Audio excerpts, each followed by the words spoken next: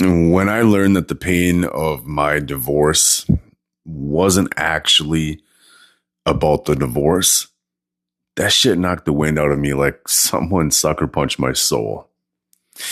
I thought I was grieving the end of a marriage, and it turns out I was grieving a version of myself that thought love meant proving I was enough to someone who couldn't actually see me. And in a weird way, that someone was myself too.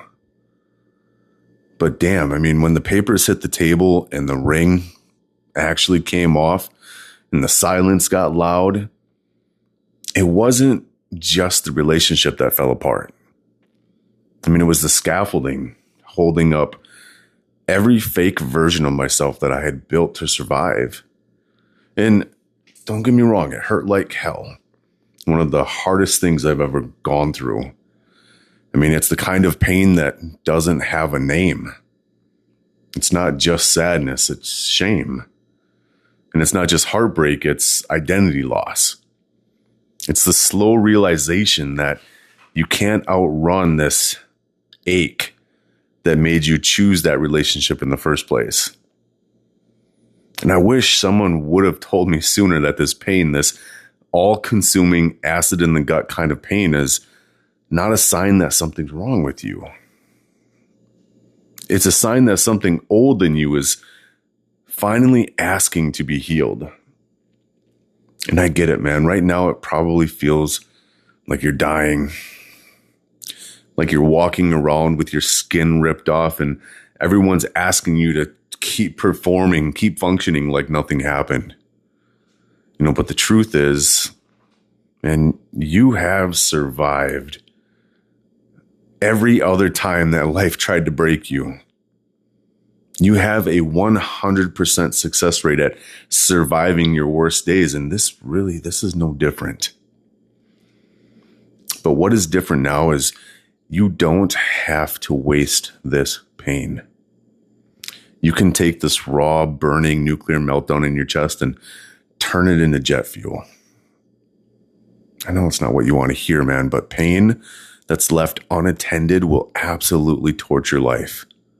It'll burn down your relationships, your health, your sanity, your sense of self. But if you learn how to hold it and how to use it, that same fire can become a fuel. It's the same fire that heats homes and launches fucking rockets, man. And for me, I had to get that pain out of my body. The ache and the shame, the rage, I couldn't just think it away. I ran. I mean, I had to run until my legs didn't belong to me. I had to bike so far that the wind could finally drown out the noise in my head. I physically exhausted my ego just to find a moment of stillness in my soul. And in those moments, out of breath, drenched in sweat, half screaming and half praying just to take the pain away, or secretly maybe I get hit by a truck. Man, something gutted me. The pain that I was feeling wasn't about my ex. It wasn't even about the divorce. It was so much older than that. It had the voice of a boy who felt invisible since he was 7. The breath of a kid who got emotionally left behind before he ever got left behind by any woman. I mean, it had nothing to do with the adult breakup and everything to do with the parts of me that never learned how to feel safe being seen without performing.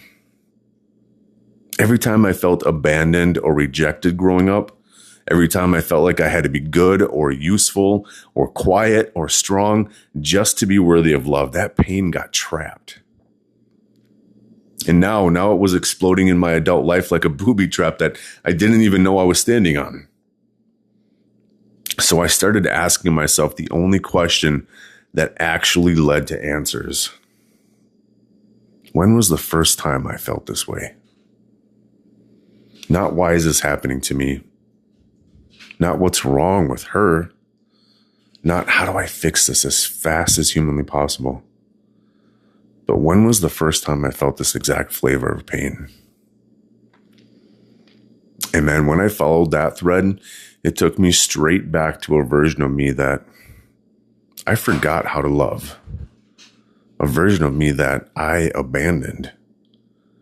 A version of me that didn't need fixing. He just needed acceptance. He needed to be held when he was hurting. Needing someone to sit beside him and say, it's okay that you're hurting.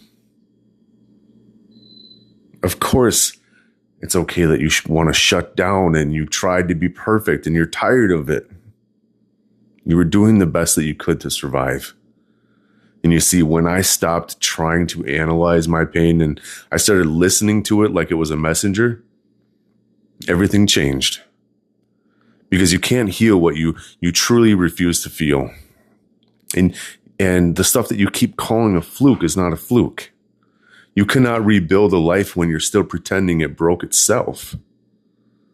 You got to take responsibility somewhere. Responsibility without blaming yourself. I mean, you have to say, how did I end up here? What in me chose this? What belief was operating from when I let this version of love in the door? And when you dig deep enough, when you stop pointing fingers and you start holding mirrors, that's when you can find the root. And the root always starts before the actual memory. So yes, maybe right now you feel like you're drowning. Maybe everything is loud and slow and dark. Maybe you don't even recognize yourself anymore. And to be honest, that's a good thing. That's where the real work can start. That's where the mask cracks and the truth slips out. That's where this divorce can become your awakening. But don't slap a story on it too quick and don't say, this happened because I'm broken, or I'll never find love again, or I just always have bad luck. No, sit in this. Sit in the fire until it reveals why it's here to burn away. What is it here to burn off? Because the truth is, if you stay in the story, you stay in the cycle. But if you go back, and I mean really go back, and you meet that younger version of you who felt this first, everything starts to shift. Let him tell you what happened. And tell him the story that you believed. And then ask him, what did you really need in that moment? What did you not get? And speak that into him over and over. Give him what he's asking for. And not like a cheesy affirmation, but like a sacred responsibility. You see, you are the only person who can reparent that wound. You are the only one who knows exactly how it felt. And you are not weak for breaking down, man. You are wise for finally listening.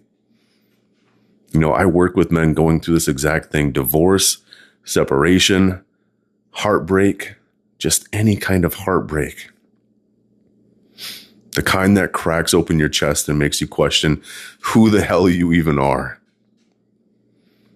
And if you're tired of pretending you're okay, if you want a real process to turn this pain into purpose, there's a link in the description down below. I can walk you through that one-on-one, man, step by step, not just to survive this, but to rebuild something stronger. You'll learn how to track the old beliefs that attracted this pain in the first place, and you'll learn how to regulate the chaos that's in your body right now. When the nights get loud and lonely, that chaos gets so out of control. It can show you how to rewire the patterns from the inside out so you stop bleeding on the people who didn't cut you. I've worked with men who were at the lowest point in their lives, literally on the edge, ready to jump. Job gone, wife gone, self-respect just shattered in a million pieces. And within months, they didn't just bounce back. They built lives that actually fit their soul. And no, not perfect lives, but true lives. If that's what you want, man, click the link in the description. Don't wait for the fire to burn everything down before you use it to light your own path. And if you felt this, guys, watch the next video that pops up right here on your screen, okay? Your healing has already started. You just have to keep going now. And the takeaway here is simple. Pain does not have to be a punishment. It can be your permission slip. A permission slip to become who you actually are. So don't numb that pain. Don't explain it away. Honor it. Use it. This is not the end. It's the beginning of a life that you didn't know you were brave enough to choose. I'll talk to you soon.